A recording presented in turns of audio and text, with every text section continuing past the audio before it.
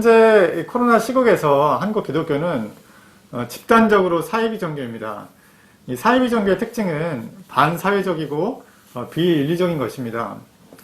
한국 기독교 역사에서 2020년 또 2021년은 아주 기념비적인 해가 될 것 같은데, 바로 기독교가 이 개독교인 것이 이 사회적으로 공식적으로 받아들여지는 해로 기억에 남을 것 같습니다. 사랑제일교회, 또 인터컵의 BTJ 열방센터, 또 IM 선교회로 인해서 코로나가 많이 확산이 됐고, 그리고 노골적으로 정부 방역 지침을 거부하면서 대면 예배를 강행하는 부산 세계로교회라든지 또 광주 안디옥 교회 등을 보면서 이 사회에서는 기독교에 대해서 분노하고 있습니다. 실제로 작년 말부터 지속된 3차 대유행에 인터컵의 BTJ 예방센터가 아주 커다란 기여를 했고, 확진자 수가 점점 감소하다가 또 IM 선교회 집단 감염으로 다시 그 수가 늘어났습니다. 작년 초부터 지속되는 코로나 확산으로 인해서 수많은 자영업자들, 그리고 소상공인들, 또 비정규직 근로자들, 일용직들이 생존권의 위협을 받고 있습니다. 단 하루라도 빨리 방역 기준이 완화되기를 손꼽아 기다리고 있는 상황입니다. 더 이상 버틸 힘이 없는 사람들이 많아지고 있습니다. 그런데 교회가 방역 수칙을 지키지 않아서 집단 감염이 발생하고, 이것으로 인해서 사업장의 어떤 영업 정지나 규제 기간이 길어지고 있습니다. 그리고 일자리가 없어져서 생존의 위협을 받고 있는 이런 상황에 교회가 원망스러운 것은 당연한 거라고 생각이 됩니다. 네.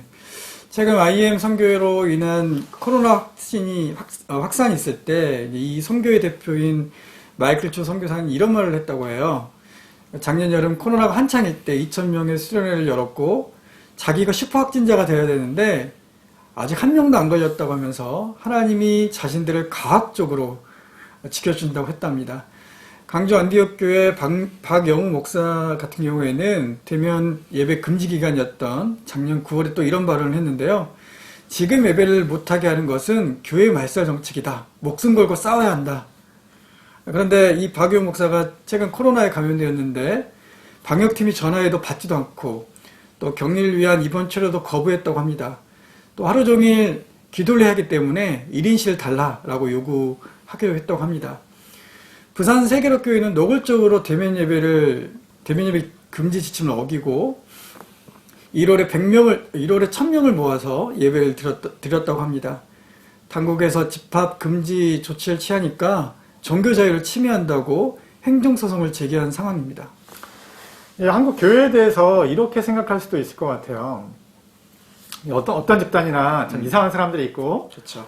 미꾸라지 같은 존재가 이제 있어서 물을 다 흐려놓기도 하는데, 한국에 있는 수많은 교회들 중에서 그냥 단지 몇몇 교회가 문제를 일으키고 있다, 이런 생각을 할 수가 있습니다.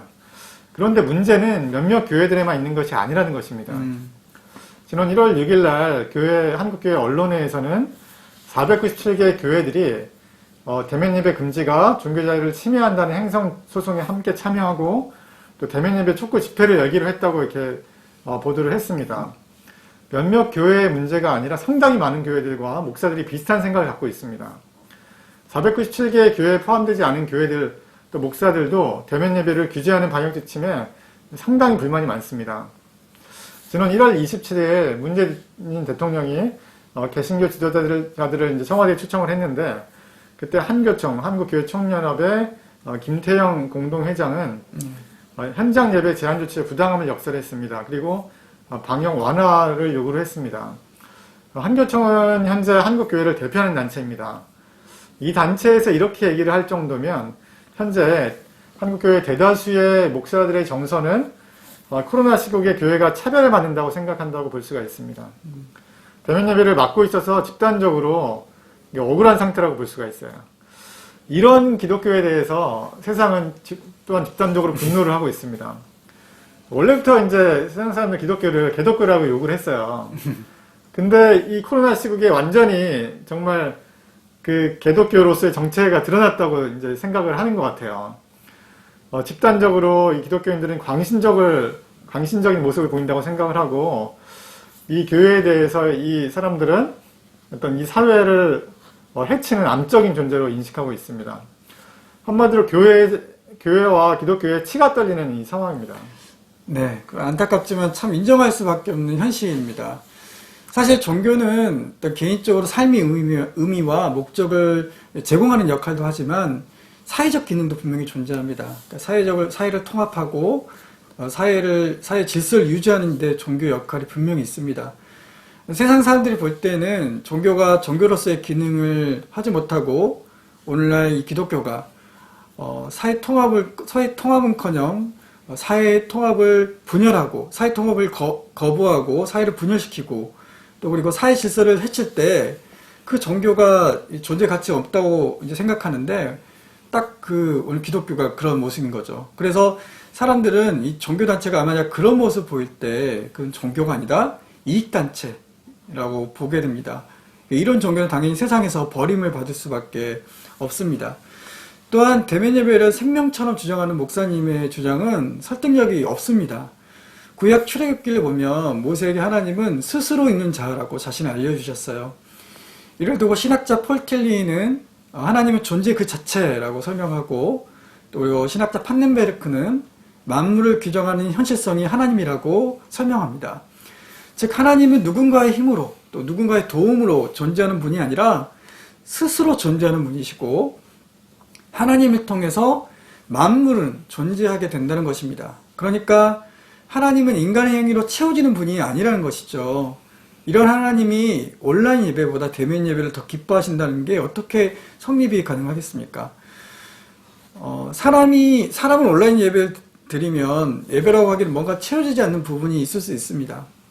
근데 요한복음 4장을 보면 우물가에서 사마리아 여인이 예수님께 예배를 어디서 드리는 게 좋습니까? 예배를 어디서 드려야 합니까? 라고 질문했을 때 분명 예수님께서는 장소가 중요한 것이 아니라 영과 진리로 드리는 것이 중요하다고 답변하셨습니다. 또 미가서 6장 8절 이하를 보면 한 예배자가 하나님께 이렇게 예치잖아요.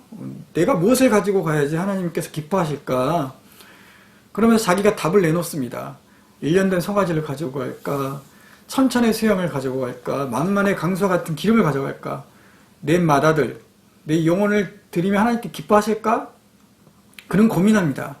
그때 하나님이 이런 말씀을 하시죠. 사람아 주께서 선한 것이 무엇임을 내게 보이셨나니 여호와께서 내게 구하시는 것은 오직 정의를 행하며 인자를 사랑하며 겸손하게 내 하나님과 함께 행하는 것이 아니냐. 코로나 시국에 대면 예배를 강조하는 목사님들은 어떻게 보면 하나님 말씀 멸시하는 자들이고 지극히 인본주의적인 관점에서 주장하는 것이라고 볼 수밖에 없습니다. 네. 이 고대 사회에서는 신들을 섬길 때 인신제사를 드렸습니다. 산 사람을 제물로 바쳐서 신을 달래고 그래서 가뭄 때 비를 내려달라거나 또는 전쟁에서 이기기를 바라는 이런 제사를 드린 것입니다. 대면 예배를 고집하는 것은 살아계신 하나님을 그런 저주의 신으로 만드는 것입니다. 하나님은 인간의 고통과 생명을 담보로 기쁨을 얻으시는 그런 이기적인 그런 세디스트가 아닙니다. 기독교의 본질은 십자가입니다. 십자가는 하나님이 인간에게 생명을 주기 위해서 스스로 죽음을 선택한 그런 장소입니다. 요한복음 3장 16절에 보면 하나님이 여기서 세상은 이제 세상 사람들을 얘기하는 거죠. 세상을 이처럼 사랑하사 독생자를 주셨으니라고 말씀하셨습니다. 이 말씀을 우리는 코로나 시국에는 이렇게 읽어야 합니다. 하나님이 세상 사람들을 이처럼 사랑하사 우리의 온라인 예배를 기쁘게 받으셨으니. 이 대면 예배를 고집하는 교회는 참된 교회가 아닙니다.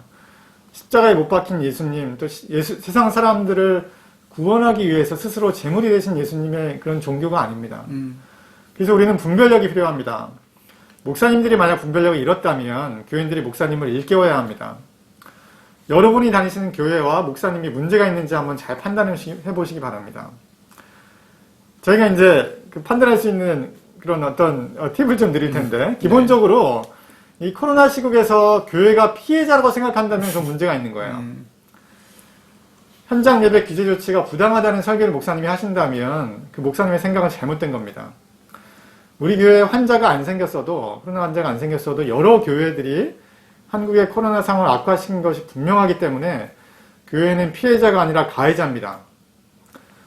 지하철에 사람들이 빽빽하게 타고 다니는 것을 허락하면서 왜 넓은 교회에 사람 조금만 모이는 것을 금지하느냐 하는 그런 설교를 목사님이 한다든지, 또는 뭐 식당에서 밥 먹는 것은 허락하면서 교회에 가만 앉아서 예배드리는 것을 왜 막냐고 하는 분이 있다면 그 문제가 분명히 있는 것이에요. 여러분들이 그런 교회에 있다면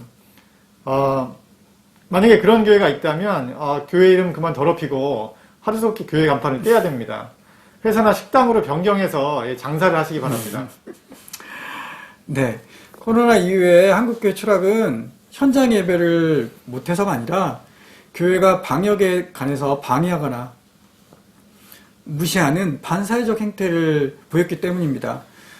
이런 한국교회가 신뢰를 얻기 위해서는 두 가지 제안을 하고 싶은데요. 첫 번째는 교회와 교인은 무조건 사회에 대해서 미안한 마음을 가지고 사죄를 해야 합니다. 우리 때문에 수많은 사람들의 생존이 위협을 받고 있음을 우리는 기억하며 책임의식을 갖고 겸손한 마음으로 그들에게 다가가야 합니다. 둘째는 플러스 0.5단계를 한번 제안해 봅니다. 사죄하는 마음으로 이제까지 잘못한 것을 만회하는 마음으로 지금부터 철저한 방역 준수가 필요합니다. 정부의 방역 지침보다 0.5단계 강화된 방역 원칙을 자체적으로 지키면 좋겠습니다. 또한 계속해서 대면 예배를 강조하고 고집하는 교회들을 다니고 있다면 하루속히 그런 교회들을 떠나서 좀 좋은 교회로 그렇지 않은 교회로 한번 출석하시기를 권유드립니다. 그런 교회들이 없어져야만 한국교회가 바로 설 수 있습니다. 교인들의 결단이 필요한 시기입니다. 오늘 방송은 여기까지입니다. 시청해주신 여러분 감사합니다. 감사합니다.